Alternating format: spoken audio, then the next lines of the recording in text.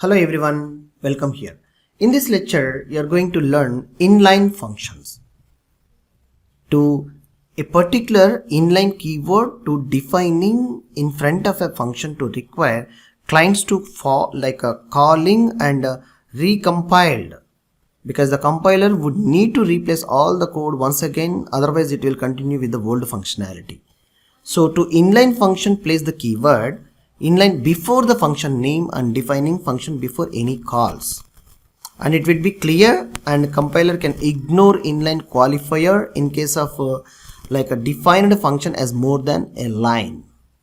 So a function defined a class definition in inline function definition even without the use of inline specifier. So simply we can use a simple example for declaration of inline function. Let's see here, using inline keyword, which is the reserved keyword int, and identifying max as a function name. So int, two parameters I am accepting here, int x and int y. So here we can take a value return like, let's see, x greater than y. It's a question mark, like a ternary operator, it's going to be used here, and x colon y, either x or y. We need to, it's a defined by, it's a inline. So let's see the main function. From the main function we are going to instantiate an object and calling this inline no. So there is a no class, so directly we can able to call the max function. So cout like max of 20 and 30 we are going to calling here. So how I can call max function? Yeah, max of two values 20 comma 30 I'm going to pass to this particular function, and then terminate.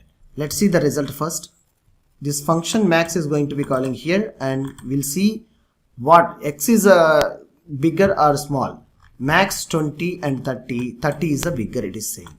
So we need to make it some text also here.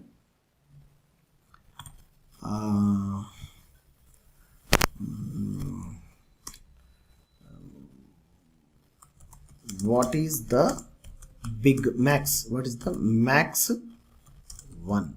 What is the max 1? Yeah, out of these two we are getting what is the max 1. Yes, let's see the output. 20, what is the max 1 is 30. The simple terminology I have written. So multiply you can call it with the different values. This time sending like 200 as the first one and 0 is the second one. Let's check it. 200 data item and 0. So obviously we'll get 200. Automatically inline function is functioning here. So one more thing, we'll take it something like 20 and 300. 20 and 300. Yes, vice versa we are going to check in either left one identifying, right one identifying the code. Yes, so what is the values we are passed to a function, and accurately we are getting a proper output.